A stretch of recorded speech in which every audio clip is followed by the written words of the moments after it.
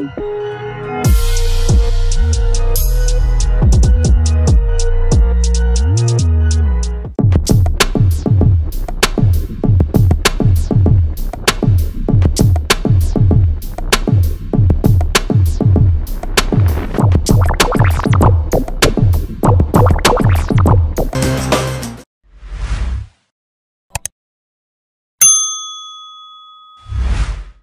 Talk UK, Pro Bs, somewhere in Essex, I might say, and I'm delighted to be joined by an old friend once again. It's been a hot minute. Hannah Rankin, how are you? Good, thank you. How are you? I'm doing well. You know, we were talking off camera about the journey so far and how you like to have a bit of a straightener with anyone that you get in the ring with. It's been quite a journey so far, hasn't it? Yeah, I think you were there giving my very first interview, just before my pro debut actually. So you guys have been there right from the very beginning. How mad is that? It's crazy. I just remember, literally, you were getting in there with heavyweights at the time. Sarah Knight. Yeah. How about that name? Yeah, no, it's been a long time since I've seen her. I don't know if she's still boxing, but yeah, no. Getting all the experience, all different types of people. It feels like such a long time ago actually. I was getting ready for my debut, but it was exciting times. Yeah. Since then you've achieved like big things in the game. World champion. Yeah. Who would have thought that? No, not me when I started off. So yeah, no, it's probably that is my biggest achievement, becoming Scotland's first ever female world champion. It was, yeah, a very, very special night for me.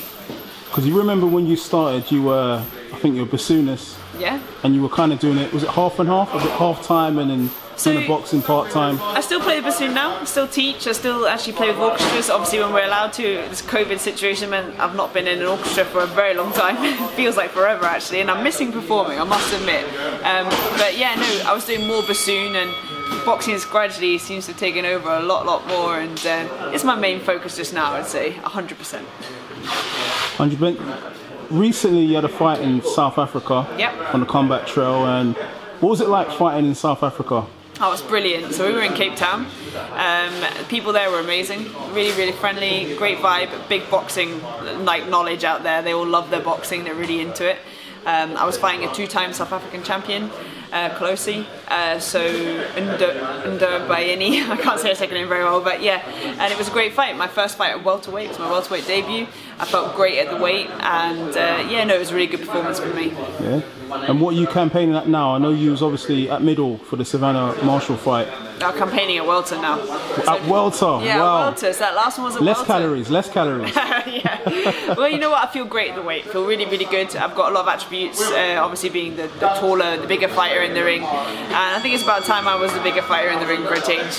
So yeah, now campaigning at welterweight, and the goal is the same. I want to become a 2x 2-weight world champion, and that's what I'm working towards. Do you feel like, obviously, look, you've been in there with some excellent women's fighters, Cassandra Shields, Savannah Marshall. If you feel like you've gained some invaluable experience? Oh yeah, like when I came into the sport, my goal wasn't to finish something and no. I never came into it. I came in to see how far I can go. And then when I became world champion, I was like, okay, this is where I belong. And I fully intend to get back up to being world champion again. But yeah, all the people I've been in with, you learn so much in fights, and I've been in with all different types of fighters, all different styles, different weight classes all around the world in different venues. You can't buy experience. Experience is where you are. So I'm 15 fights in now, and I'm feeling like, you know, an experienced fighter, and I feel good in the ring, and I'm excited to be now campaigning at welterweight, knowing what I know now and having experienced what I've experienced in my fights. So yeah, no, it's an exciting time. Yeah. We were talking off air about the fact that in women's boxing, there's no easy fights, there's no like plumbers and electricians that you have to step in the ring with. It's just like everyone is half decent.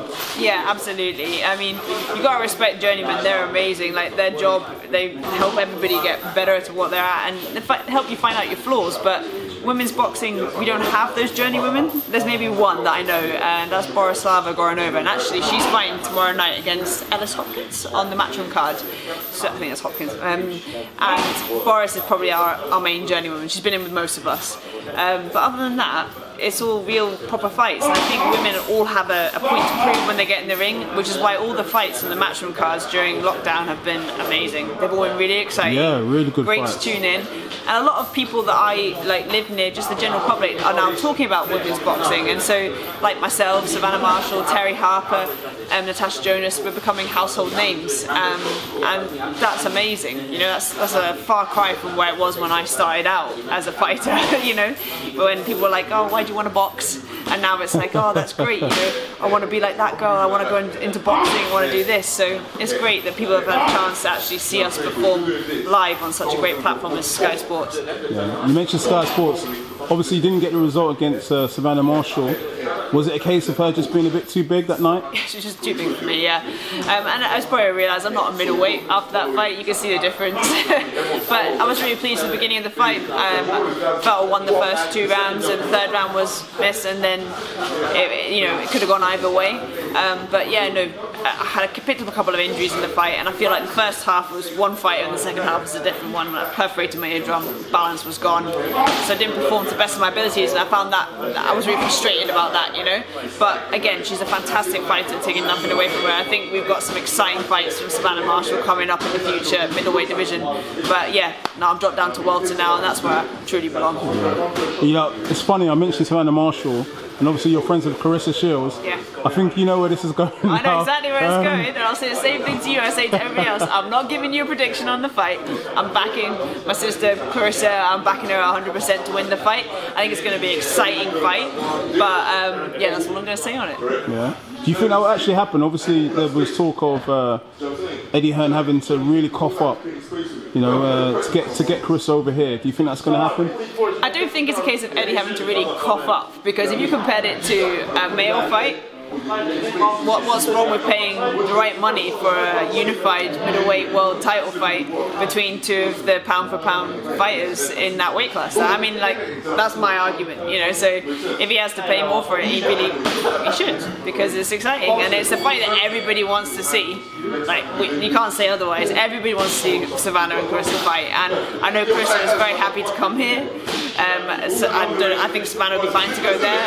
I think it's just a fight that has to happen. So I think the right money should be found for it. It's a fantastic fight, and the argument of money shouldn't be coming into it, because it's not like, you know, you're asking for 20 million, you know. So yeah. You mentioned Eddie having to cough up. I mean, we saw a tremendous fight only last week or so. Katie Taylor, Natasha Jonas. Yeah. That type of thing increases the popularity of women's boxing. Absolutely, and I think that the problem we have with women's boxing is that we don't get paid anywhere near what the guys get paid. That's facts, everybody knows that, and everyone says, oh well, we don't draw enough of a crowd, we don't draw enough people in, don't create enough money. Well, everyone's tuning in for those fights. You don't tell me all those people who watched that card didn't watch the Katie Taylor, Natasha Jonas fight. So I don't think that's a fair argument.